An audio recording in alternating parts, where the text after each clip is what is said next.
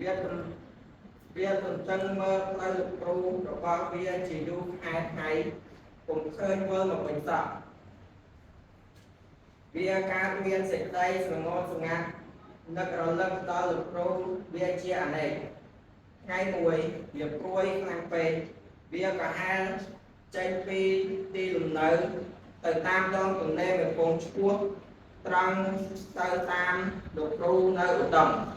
វាធ្វើដំណើរពីស្រុកសម្បរទៅដល់ឆ្លងគ្មានជួបប្រទះនឹងសត្រូវ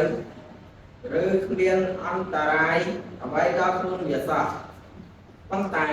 លុះវាទៅដល់ភ្នំមួយឈ្មោះភ្នំសុពណ៌កលីវាបានជួបប្រទះវាបានជួបនឹងក្រពើមួយជាក្រពើសាហាវក្លាហានឆ្លៀនពៀនណាស់ដោយក្រពើនោះក្រៀវក្រោតនិងអាធន់ដែលហែកកាត់ទីលំនៅរបស់វាក៏រករឿងរៀលតាមឆ្លោះប៉ុន្តែដោយអាធន់មានកិច្ចរួបរวมចង់ជួបនឹងលោកគ្រូរបស់វាក៏ដោះដៃរត់អំពីក្រពើកំណាចនេះទៅ